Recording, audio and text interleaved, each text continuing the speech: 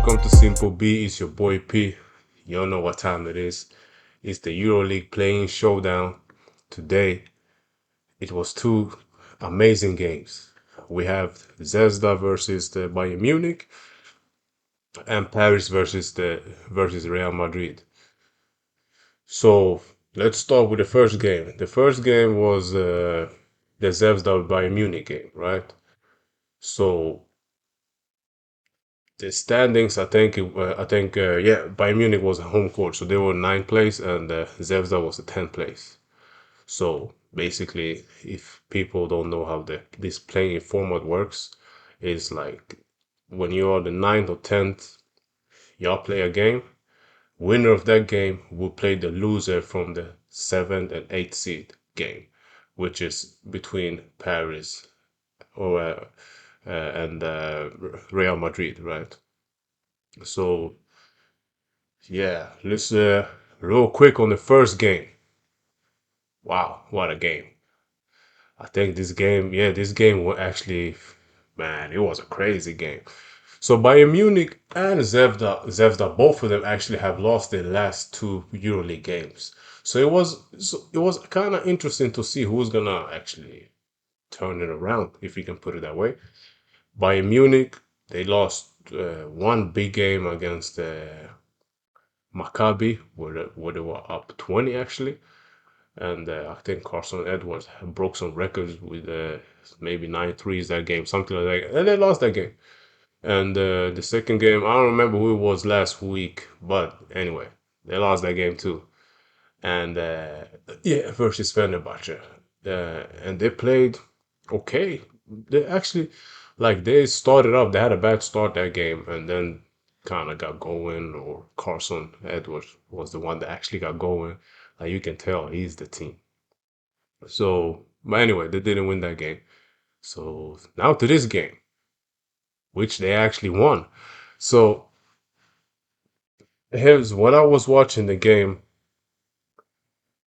they started off like they actually been losing these last two EuroLeague games, if I can put it that way. And you see, Bayern Munich, they rely a lot on their firepower. It doesn't look as fluent as some other teams when they play basketball offensively. Now talking straight up offensively, defense they are it, but offensively it doesn't look as fluent as you wish it could look, and it might be because they actually have a player like Carson Edwards. So this game was kind of the same. It's like they move the ball like maybe three passes, two, three passes from side to side, and then it's like, okay, let's use this pick and roll. Let's try to create this advantage here, or let's just go straight ISO. For and that doesn't make sense when you actually are a EuroLeague team, because if you are a EuroLeague team, that means all 12 players on that roster are good enough to be out there to play some form of passing game, right? Which that's what I'm basically getting at. I don't feel like they had played a nice motion, like real passing game where they're just moving the ball and then getting into something, or then maybe when everything is falling apart, then yeah, I can go into ISO ball. Oh, that ISO ball is always there for us. So so I thought Zevza would win this game because it started exactly I kind of predicted it would start by Munich. They got some big buckets in the beginning, like threes here, three here, Edwards, threes here, like off the dribble, like tough buckets. So I was like, yo, this is not sustainable. And I think the coach, like he figured that out, like because that's the way they've been losing these last two games. So of course, Zevza took the lead and they took full control over the game. It felt like they actually took a big time control. And but it's EuroLeague, so they were up first half. They won the first two quarters basically. So I think they were up. If I'm not mistaken, I think they were up 10, 12 points. No, 10 points, something like that. Oh, my bad. 9 points. Yes, so they were up 9 points after halftime. So that's when I thought, okay, they are playing exactly because Filip Petrusev, he looked amazing. Like he was playing really nice all around basketball. in general. And McIntyre, he had a really nice all-around game. Like he was struggling from the three, but I think he ended up with like 12 points, 9 assists, 10 rebounds, like some a sneaky triple double there. So yeah, so Zvezda look exactly like I kind of thought they would look or expected them to look, and they played great basketball first half. So this is at this point, Bayern Munich had to dig deep. Like they have to realize, like, yo, we be losing these last two games with this particular style. Maybe let's just start playing basketball, regular basketball, no showboating shit. Just move the ball around, try to get into the offense quicker, try to get everybody involved. So when the team gets going, the whole team gets going. It's not like it's one guy is hot, and then the rest of them you don't know. And then when he cool off, he's like, oh shit, now I gotta catch some heat. Like that is not sustainable basketball. And they did it from the third quarter. They came out like like you can tell they I don't know what the coach said, but they came out, they played great defense. They held them to, I think they held Zevza to 15 points, something like that. The whole third quarter, like they played really lockdown defense, and they got 32 points as well. Like they basically blew them out the Warriors in that quarter. Like they literally took control. Like it felt like they found themselves again.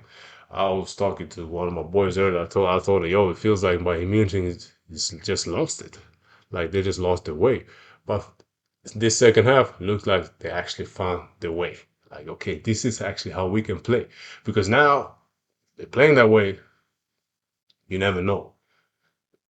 At least I can put it that way. So yeah, anyway, so they took over third quarter. But of course, a team like Zevza, you know they're gonna come back. Excuse me if I'm pronouncing the wrong name. I'll be saying Red Stars the first couple videos, but I'm gonna respect the culture, the Serbia culture, especially this one. That's basically the strongest basketball culture on the planet. So I gotta pronounce the name right. Zena Zevda. Let's go. And they came out the fourth quarter, responded big time. They played even better defense than Bayern Munich did the third quarter, and they held them to 13 points in the fourth quarter. Imagine keeping a team on 13 points in a fourth quarter. That's unbelievable defense. See, that's the thing with this Red Stars coach. Even if they lost this game, I want to see how. I may have to follow his role, like his journey, because after after quarters, like after timeouts, I mentioned that I think two videos in a row when Zevs played. Like he just throw up some sick plays, which we're gonna get to. So the fourth quarter was tight, really tight, and yeah, at the end of the fourth quarter, I think Bayern Munich had the ball with 80 seconds left.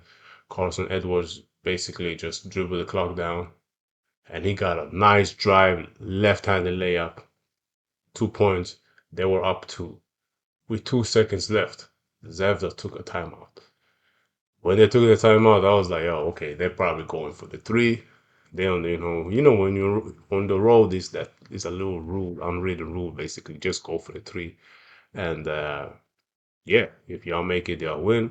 If you lose, you go home. At least you try. You just went for the win, basically. Go for the kill. So that's what I thought they would do. And of course, the coach, he drew some form of play. I don't know how it's possible on the highest level basketball in Europe. And they literally got a wide open layup under the basket. Like you can tell McIntyre just threw the pass like this chest pass, like the straight pass. He caught it easy, wide open layup, no contest. I think that's the craziest shit I ever seen, to be honest. After a timeout, with 2 seconds left, you down two, you get that open. Everybody knows it's gonna be some form of tip where maybe you throw a loop or trying to set up a shot or whatever. Like I never seen a wide open layup like that before Especially in this type of game, we're talking about playing. We're talking playoff atmosphere, all that. Like it's not even possible, but it happened. They got a wide open layup. So shout out to the coach. I still don't know his name, man. But yo, if y'all know his name, shit, y'all hit it. Let me know in the comment section. Right? He threw an amazing play, and they went to overtime, and yeah, Bayern Munich just came out hot. Came out hitting big shots. Like now, Bayern Munich, they just turned the page around. So now, like I thought, to be honest, I thought when Zevza got that wide open layup at the end of the fourth quarter, I thought they would suck the life out of them. But they were on the home court, so respect to them for actually responding, if I could put it that way. And yeah, but then all of a sudden something funky happened. I think they were up four. McIntyre just attacked. Like he attacked coast to coast, threw up something, they missed it. Petrusev caught it and won. All of a sudden, they down two in the overtime, and it's like 0.7 seconds left. So you know you gotta shoot the free throw and miss it, trying to tip it. But when the refs went to uh, the scoring table, trying to review the whole thing, all of a sudden it's 1.8 seconds. I was like, yo, this game is never ending. I'm trying to watch the Paris game. This game, I'm going back and forth trying to actually watch the full game, so I have to rewind all that. Like, so this game lasted longer than the Paris game. That's what's crazy because this game started early, a half hour earlier than the Paris game, and uh, and then now it's 1.8 seconds left. He missed the free throw. They said it was a free throw line violation. Listen, I don't know, man. I felt like these referees made a couple questionable calls for Bayern Munich's favor in their home court at the right time. Let's put it that way. And Carson Edwards, man, he be playing big, man. He been amazing this last 3 games. So yeah, he's rolling. And I think he played. Yeah, you see, there's a lot of stuff that people don't mention, but I can tell. Or what I was watching, I saw him walking in the halftime. He looked hurt. So shit, he had a big game playing hurt. Like you can tell, he didn't look like he could even walk.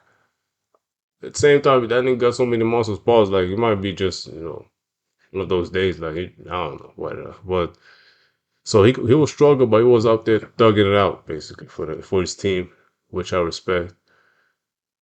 So he was really, yeah. So shout out to him, man. He be grinding this EuroLeague season too, and now he got the win at the right time. So now he get to face the loser of this game that we are about to talk about right now. We ain't gonna waste more time on Bayern Munich.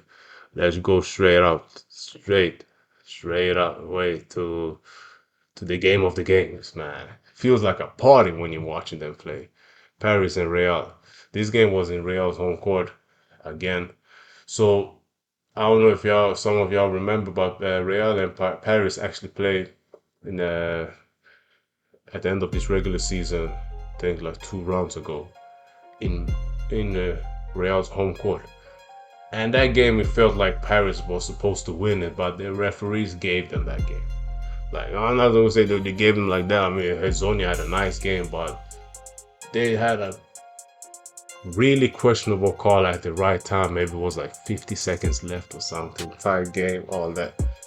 So yeah. Anyway, so it's like even if it's a play-in game, it was a revenge game too for Paris because Paris was supposed to win the first game.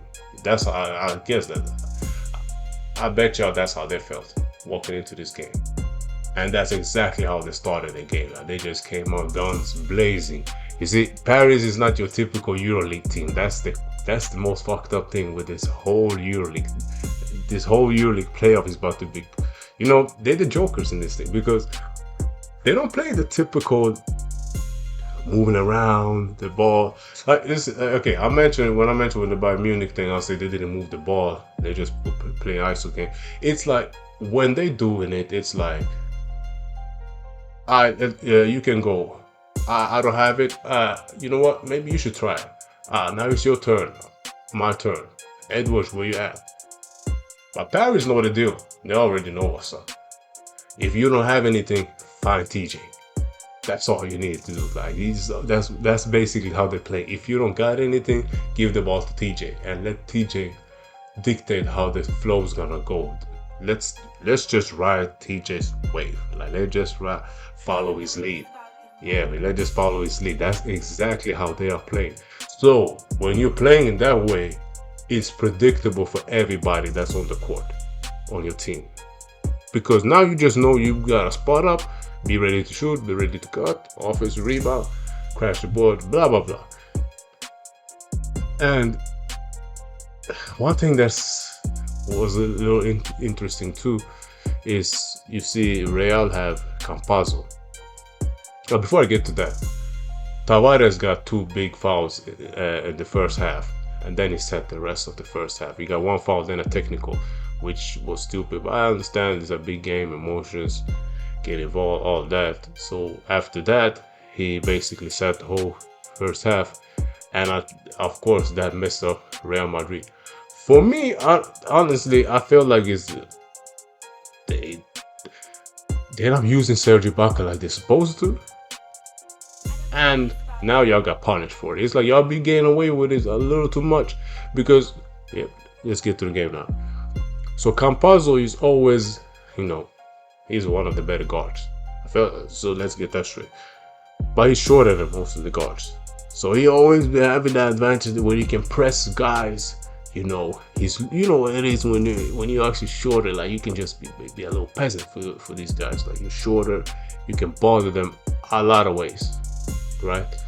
So, but now when you're playing even a shorter guy like TJ Shorts, which is quicker than you, faster than you, better handles, he's just better than you, basically.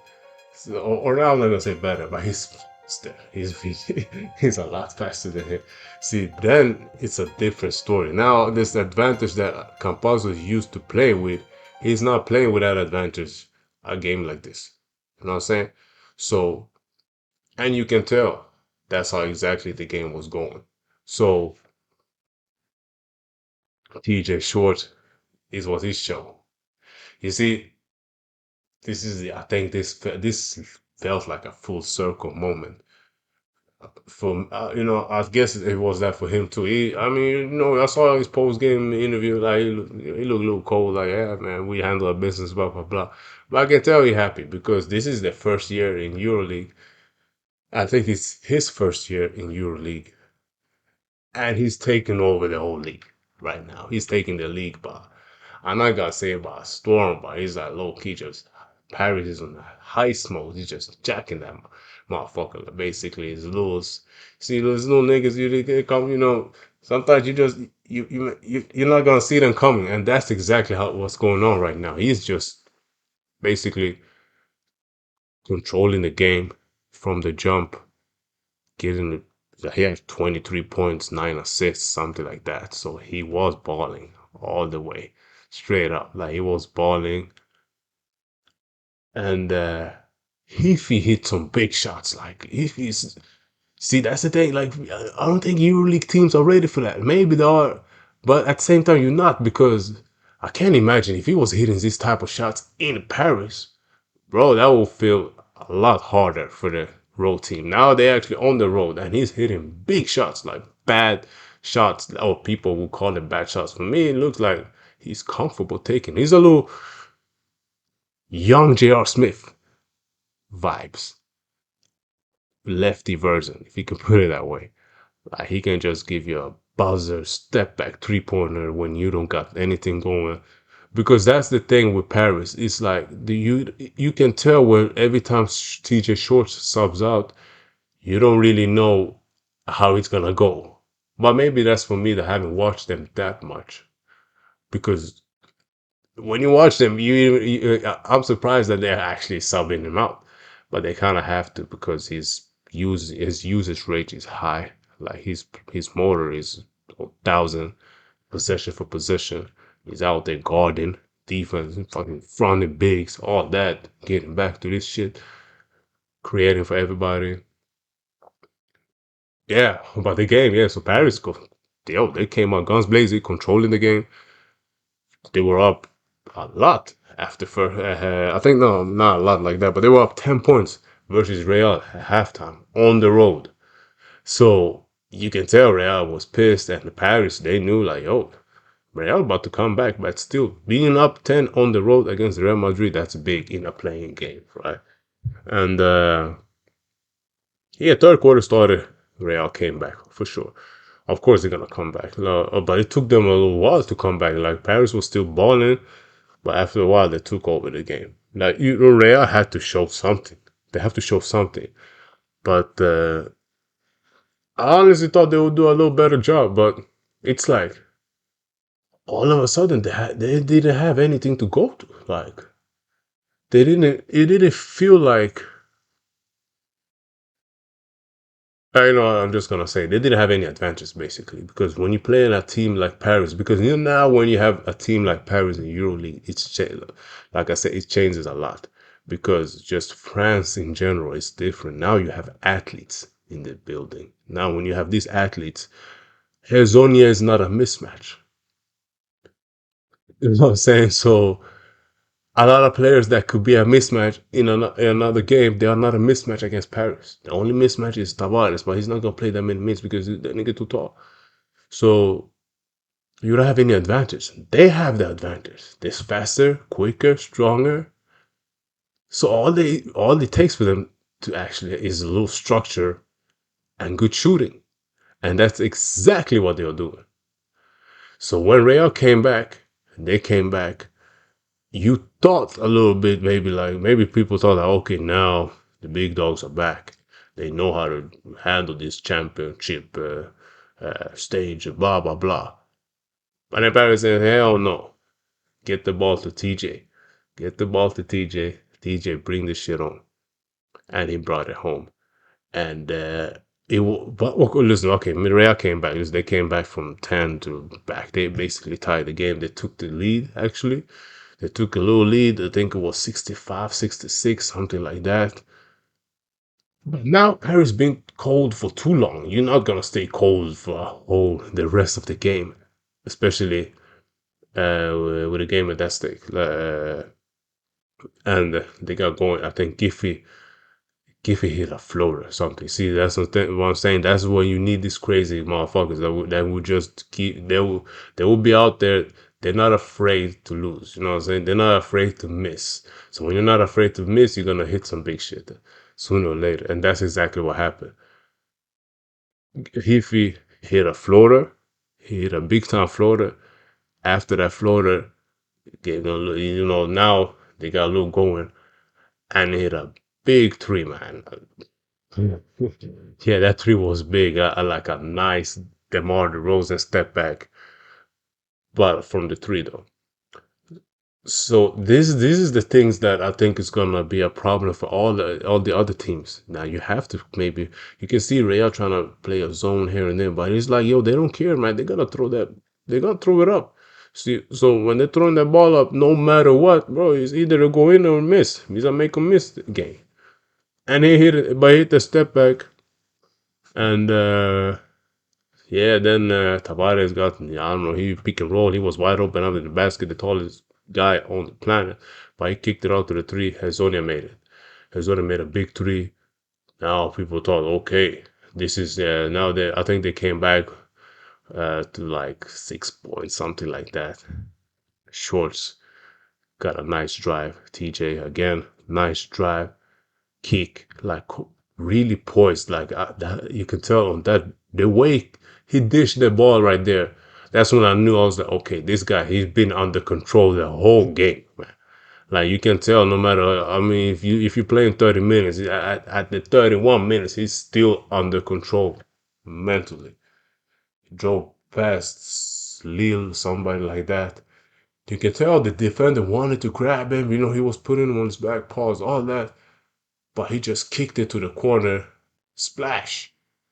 That dagger right there, that's what it was, a big ass three. That's when you can tell that okay, Paris knew, okay, we're going to the playoffs. I don't know who they're gonna play, man. Shit. Is it Panathinaikos or Fenerbahce? So you're gonna have Paris versus Fenerbahce. I think Paris gonna take that one. I don't know, but maybe it's best of the five. Maybe just I think Paris gonna take it. So congrats to Paris, man. This is their first EuroLeague season. No playing. Like, oh, they started with the playing, but now they're in the playoff. You're gonna have Bayern Munich versus Real. That's gonna be a big game. Big game, man. For who gets the eighth seed, who gets to face Olympiacos. But shout out to Paris, man. I'm actually happy for them, man, because yeah, it's the first year.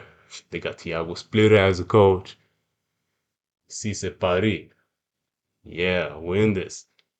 So man, yo, listen, y'all make sure y'all subscribe, man. Keep spreading our videos. I think we're gonna have yes, probably NBA night. I already watch EuroLeague. I can stay up in Europe. I'm not gonna stay up and watch the Warriors in Memphis. Still hope. I don't care who wins or lose, man. I just hope something to get to the playoffs. Man, hit the subscribe button. Let's get it.